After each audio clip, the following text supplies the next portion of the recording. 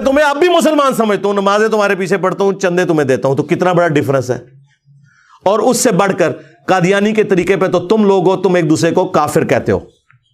کہتے نہیں, کافر نہیں کہتے, ہم کہتے ہیں کہ ٹھیک ہے پھر لکھ کے دو, کوئی بڑا تمہارا لکھ کے دے کہ ہمارے سوا جتنے فرقے ہیں ان کے نام لکھے, اور یہ ساتھ لکھے کہ ان کے جو جو عقیدے ہیں انہی عقیدوں پہ اگر یہ مر گئے تو ایک نہ ایک دن جنت میں چلے جائیں گے.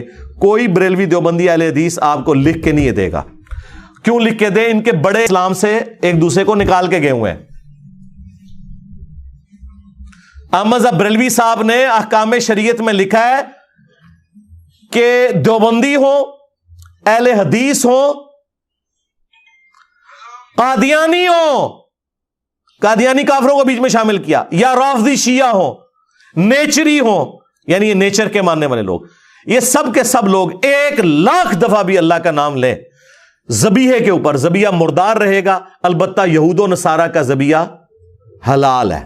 یعنی اعلی حضرت کے نزدیک وہابی, اہل حدیث, دیوبندی, شیعہ یہ یہود و نصارہ سے بھی بدتر ہیں, اور قادیانیوں کے ساتھ انہیں شامل کیا ہے.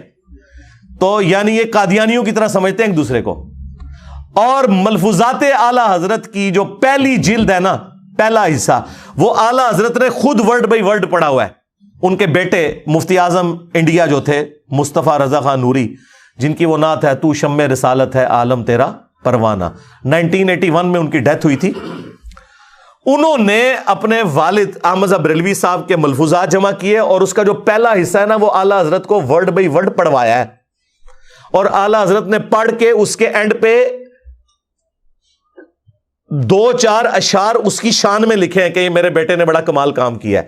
لہذا ملفوظات کی پہلی جلد سے کوئی جان نہیں چھڑا سکتا. اعلی حضرت نے خود پڑھی ہوئی ہے, اور اس کے اندر لکھا ہوا ہے کہ ان سے سائل سوال کرتا ہے کہ حضرت یہ جو دیوبند اور اہل حدیث یعنی یہ جو وہابیوں کی مساجد ہیں ان میں نماز پڑھی جا سکتی ہے؟ تو جواب دیا انہوں نے, کفار کی مسجد مثل گھر کے ہے.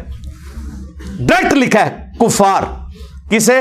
وہابی کو. اعلی حضرت وہابی, دیوبند اور اہل حدیث دونوں کو وہابی کہتے ہیں. اچھا, پھر پوچھا گیا کہ ان کی پیچھے کیا نماز پڑھی جا سکتی ہے؟ تو انہوں نے کہا کہ ان کی نماز نہیں ہے, جماعت نہیں ہے, نماز اور جماعت دونوں باطل ہیں. تیسرا پوچھا گیا ان کی اذان کا جواب دیں, تو انہوں نے کہا کہ ان کی اذان بھی ان کی نماز کی طرح باطل ہے, البتہ اذان میں جب اللہ یا محمد صلی اللہ علیہ وآلہ وسلم کا نام آئے تو آپ عز وجل اور صلی اللہ علیہ وآلہ وسلم کہہ سکتے ہیں, ورنہ ان کی اذان بھی باطل ہے, اذان کا جواب دینے کی بھی ضرورت نہیں ہے. ظاہر ہے جن کے پیچھے نماز نہیں ہو رہی ان کی اذان کہاں سے ہوگی؟ تو مجھے بتائیں, آپ ایک دوسرے کو کافر کہہ کے گئے. اور پھر حسام الارمین میں تو انہوں نے کلیئر کٹ لکھا علماء دیوبند کو مخاطب کر کے کہ سب کے سب یہ مرتد ہے, ان کے کفر میں شک کرنے والا بھی کافر, یعنی سارا فرقہ ہی کافر. اور اس کے جواب میں المہند المفند میں خلیل احمد سہارنپوری نے 35 کے قریب علماء دیوبند کے سگنیچر ہیں اس میں, انکلوڈنگ اشولی تھانوی, اور بعد میں بھی کافی لوگوں نے ایڈ کیے ہیں.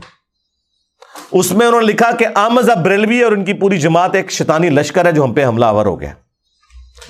اور جس طرح کے انبیاء کرام پہ شیاطین حملہ آور ہوتے تھے, انبیاء کے خلاف جو شیاطین کھڑے ہوتے تھے وہ مسلمان ہوتے تھے یا کافر؟ دیوبندی اپنے آپ کو بچاتے ہیں, نہیں انہوں نے شیاطین کہا, کافر تو نہیں کہا. تو جناب یہ مسلمان شیاطین تھے جو انبیاء کے خلاف کھڑے ہوتے تھے.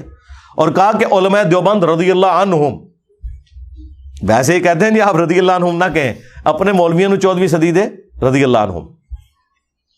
اور پھر المہند میں انہوں نے یہاں تک لکھا کہ محمد بن عبد الوہاب کی جو جماعت ہے یہ اہل حدیث وہابی, یہ خوارج ہے, آج ریالوں کے چکر میں ایک ہے. ایک دوسرے کو آپ اسلام سے نکال کے گئے ہوئے ہیں. اسی طریقے سے البریلویہ کتاب کے اندر جو کچھ انہوں نے بریلویوں کے ساتھ کیا ہے, جو جھوٹی باتیں ان کی طرف منسوب کی ہیں اور جو اس کے بعد کنکلوڈ کیا ہے, ان کو بھی اسلام سے باہر نکالا ہوا ہے انہوں نے. تو مجھے بتائیں, تم آپس میں ایک دوسرے کو اسلام سے باہر نکال دو, ایک دوسرے کے پیچھے نمازیں پڑھنے کے قائل نہیں, ایک دوسرے کو یہود و نصارہ سے بدتر کہہ رہے ہو,